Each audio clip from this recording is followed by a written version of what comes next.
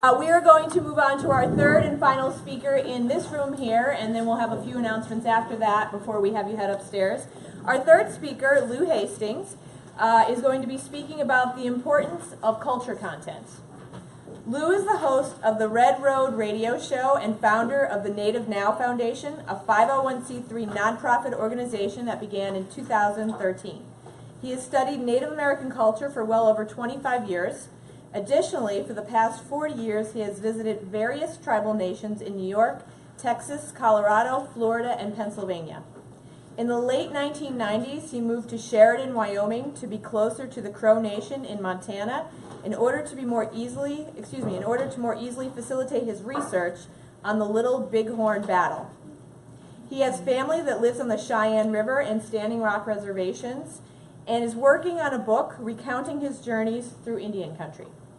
Lew is currently studying treaties and tribal rights, and is the only international board member for I knew I was going to mess this up. I practiced, give me a moment. Chiopi, right, Teepee, a nonprofit corporation located on the Cheyenne River Sioux Reservation in Eagle Butte, South Dakota. So please, let's give a really warm welcome to our third speaker, Lew Hastings, everyone.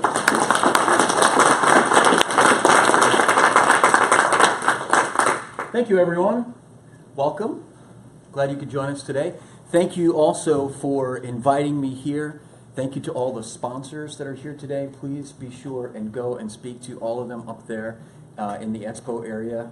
They've got a lot of great information to offer. I hit about half of them before we came down here, so I'm going to hit the other half at lunchtime. So be sure and visit them. And thank you to Penn State for hosting BlogCon for year number 2. I want to kind of echo what Catherine talked about earlier, and Ken, when talking about content in whatever you're producing. If it's a blog, if it is a podcast, which is one that I do, called the Red Road Radio Show, as you heard in the introduction. And we talk about all of the advances, all of the detriments in Indian country. So if you want to listen to something that has everyday information, news, commentary, interviews, that's my podcast. So I'm reading news from Indian country every single day. And it's amazing how much information is out there, but we don't ever get to see it, particularly on the East Coast for some reason. So please check it out. Go and look at these different news organizations that put out this information, because I think you'll be surprised how much it actually mirrors what we deal with not living on a reservation, and maybe get that conversation going like Ken was talking about earlier. That's why I started this radio show in the first place. And I started it in a small radio station down in Southwest Florida. I just came to them and said, hey, I have an idea for a show. This is what it's about. It's about news, challenges, successes, Indian country. And they said, wow, never had anything like that on the East Coast. Let's give it a try. And now I'm doing it as a podcast up here in Pennsylvania, out of the Poconos. So let's talk about content. So for a long time, we heard from our friend, I can't think of his name right now. It's just sort of left me. But content is king, right? That is the saying that we've had since the 90s. And content is like water. This is a great graphic I found online. So you put water in a cup, becomes the cup. Put water in a bottle, becomes the bottle. So basically, whatever content and whatever delivery system you're using, whether it's a blog, whether it's a podcast, whether it's a movie, documentary, TV show, it's all going to conform to that, whatever your delivery system is. So it's important what you put into these vessels. So there are 4 things that I like to look at as my objective during my radio show. I want to deliver something that educates, something that inspires and enhances, something that builds or strengthens relationships, and ultimately you want to deliver value to those who are consuming your content. Those four things, I think, are the key to delivering and being successful in your content.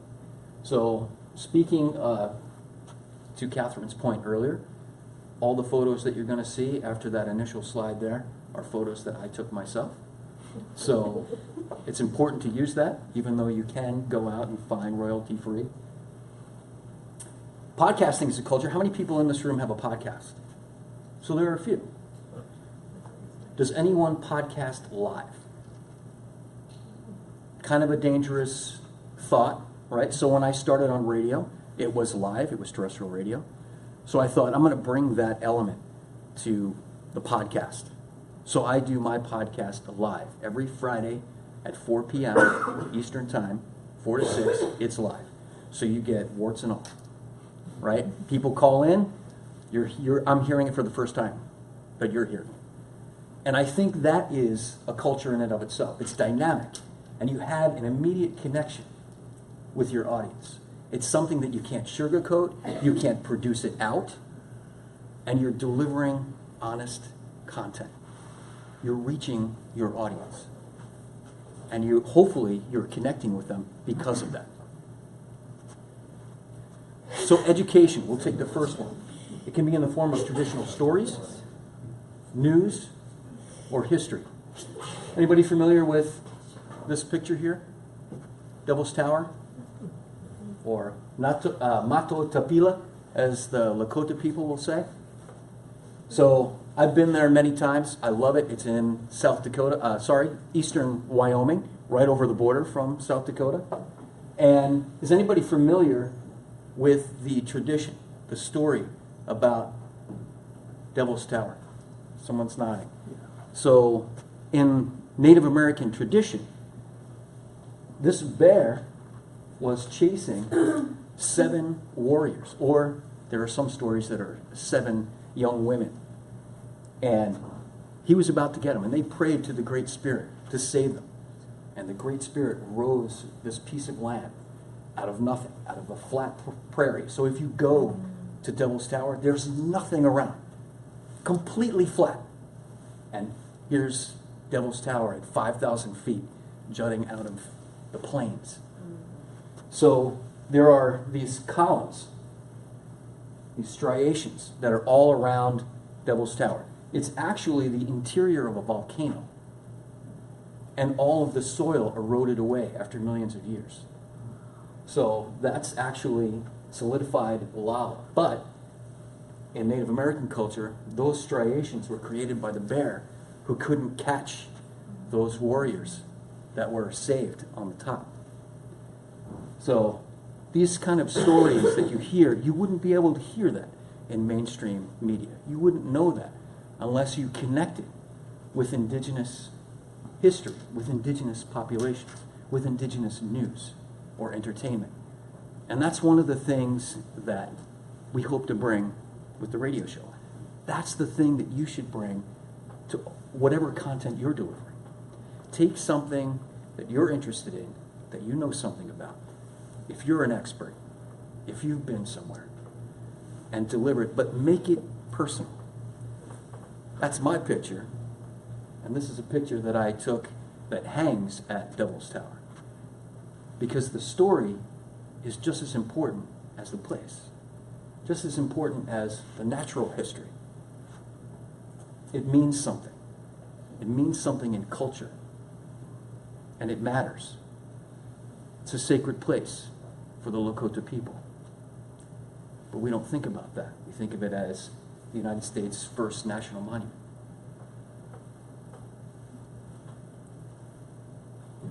So there's so much that we don't know.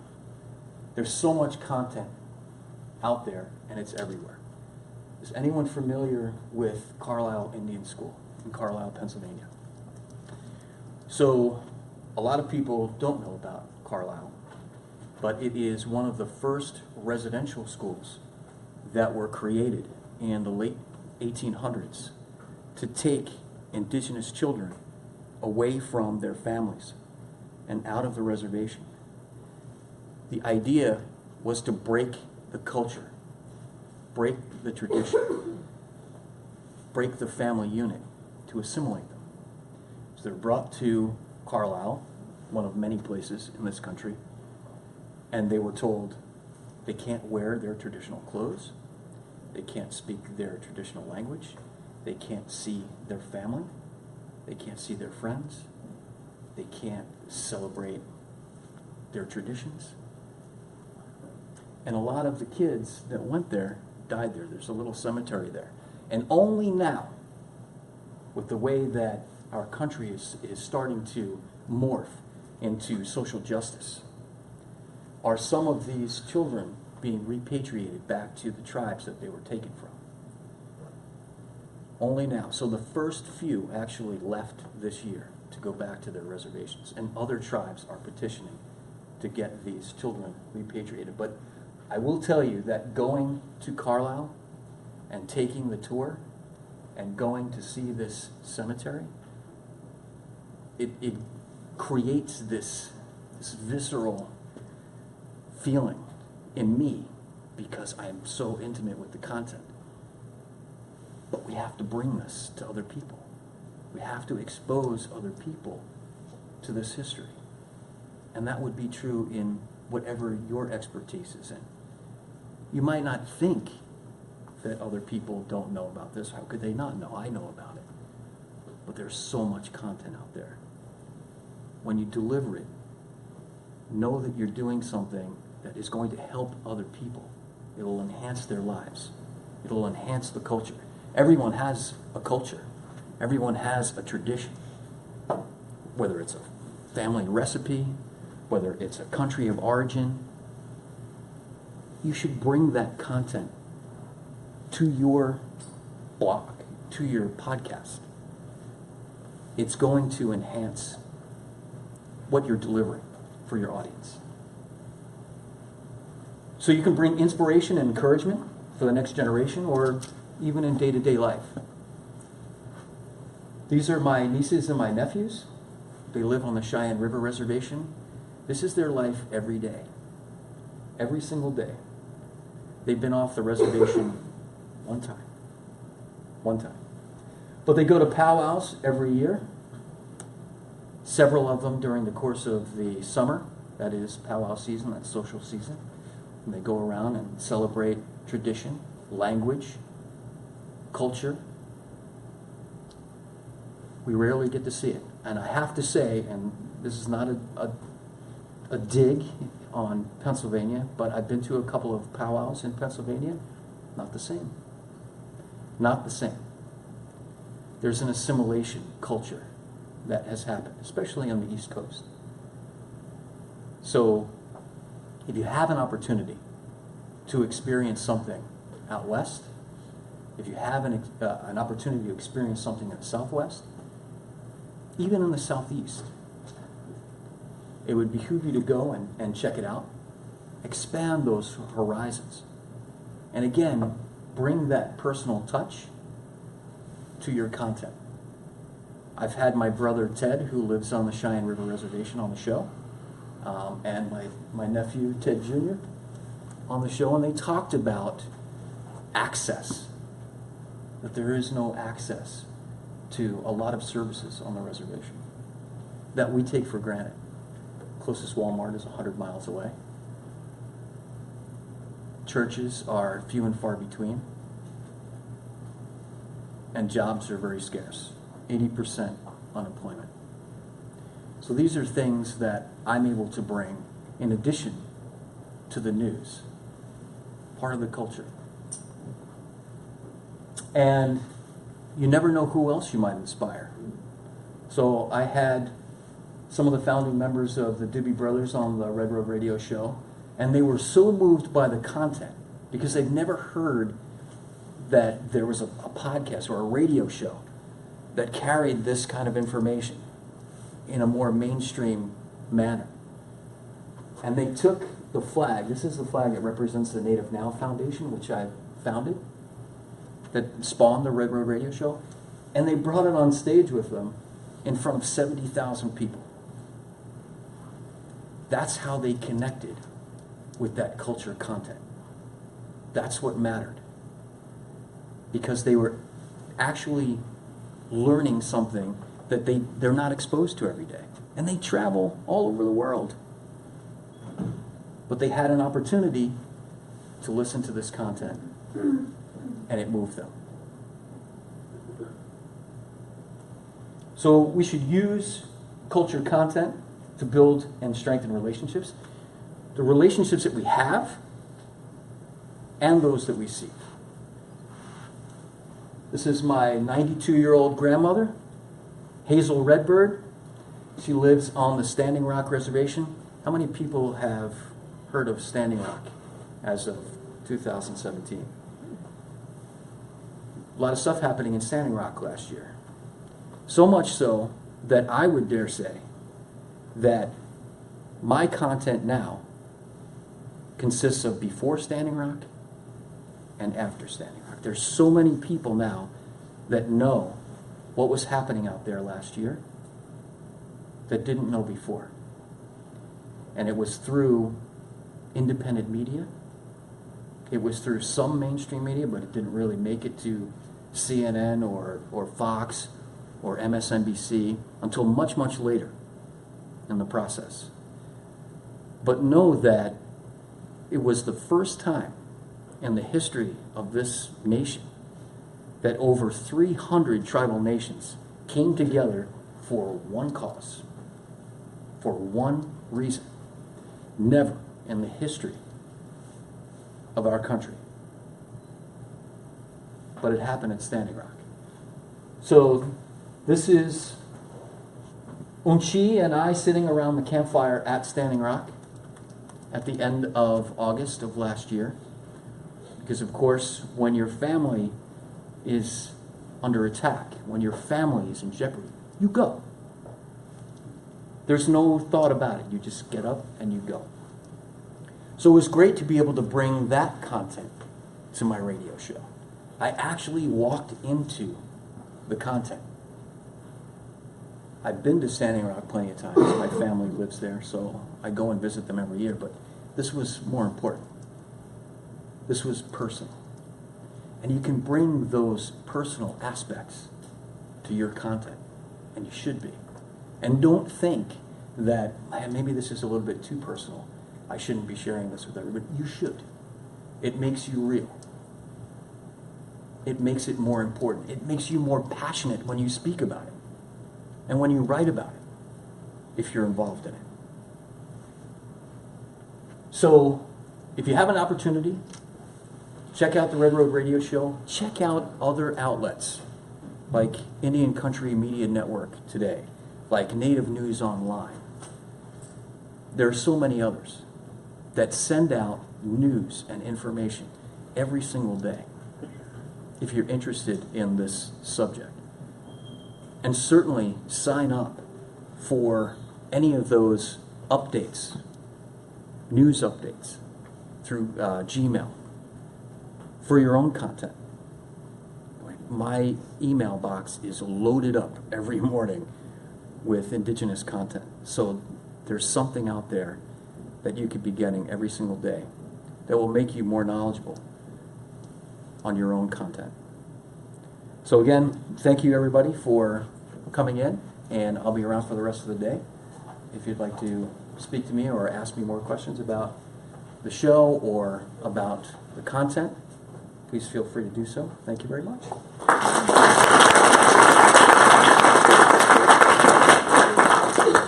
Thank you so much to Lew. I'm going to hit pause on that. Okay. Before we give announcements, although I don't know, is Carla in the room and Mandy? Oh, I don't know if they're there. No, they're making their way down because they actually have a few words that they wanted to say. Before we have you guys head upstairs, they're making their way here. They wanted to share something important with you, and it should come from them. So I am going to turn it over to, I believe, Carla, Mandy, and Michelle, the three of you. I don't know if you're going to come up and say a few words, so come on up. Welcome, ladies. Hey guys, a round of applause for them.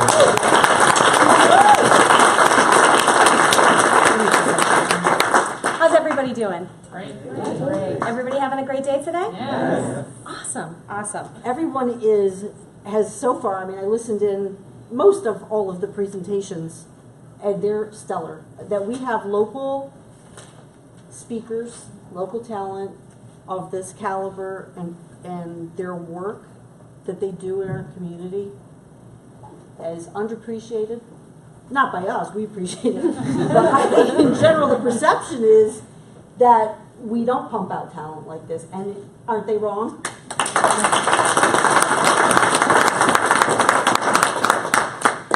So we do have an important announcement for everyone. So I wrote it down because I figured that this would be the best way to be able to talk about it. So first off, we've come so far and we've done so much. In 2012, 4 women joined together with the intention of creating something new for our community. The aim was very simple. Make an event where bloggers could learn from and support each other. To do something good for our region. To make it accessible to all. To raise the level of conversation. To help others. To inspire, educate, and motivate. And we did just that. For 6 years, NEPA BlogCon brought together nearly 1,000 people to learn about digital marketing, blogging, social media, and much more. We helped businesses, nonprofits, and students and professionals. We raised more than $15,000 to benefit local organizations and charities who do invaluable work in our community. We gave dozens of children the opportunity to learn through the work that we did at Squirrel Girls Tech Camp. They were given the opportunity to learn, play, and discover technology. And we did all of that with you, our friends, our supporters, and our sponsors, our true partners in success. The gratitude in our hearts cannot be measured. You are all by our side at every step of the way, and now comes the time for us to make the next step in our journeys. This year's NEPA BlogCon will be our last. When something ends, there are always questions. Why? Is something wrong? And what can I do to help? First off, it's important to know that we're proud of what NEPA BlogCon is, and we love absolutely everything that you brought to it. The big ideas, the conversations, the squirrel memes. I'm telling you, the amount of squirrel memorabilia that we all have in our houses is unreal. And that makes this really hard to say goodbye to. It's so special for us. But this is not something that should be looked at as an ending. This is a beginning. So much has changed in 6 short years. What was strange to most people is now very familiar. What was obscure is now mainstream. And there are so many more tools, options, and open doors than we ever dreamed possible for all of us. We need to find new ways to deliver on our promise of moving our region forward. NEPA BlogCon had its time, and believe me, it was a great one. We're ready for what's next, though. There's never an absence of opportunity to make things better, to improve, and to grow. And we can assure each and every one of you that we're not done with making change in our region. We're not done with helping others and raising the level of conversation. We can promise you that we're not done by a long shot. And at every point in our journey, we've taken notes from our community on how we can make things better. That's something that will never change with us. That's something that will always be present in our conversations. And we want you to keep having those same conversations. What do we need? What works? What doesn't work? Having those conversations in the first place is where all of this came from. There will always be doers and dreamers and people who will turn a conversation or the spark of an idea or even something scribbled onto on a napkin into something like NEPA BlogCon. And we're so lucky to have written NEPA BlogCon's story with you and hope that you'll join us tonight at the after party to give it a wonderful send-off. To talk about what you loved and what you learned, but most of all, it's important for us to say thank you for everything. Thank you.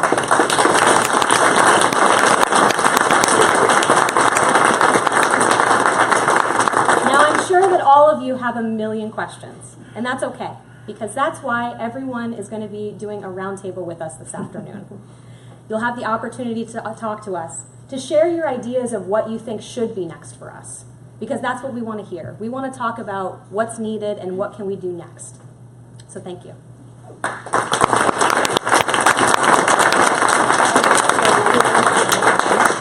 Yeah. Okay, so we are doing so amazingly well and in such large part to Janine for keeping us on time today. Really amazing. We're going to head upstairs now to lunch. Lunch is, there's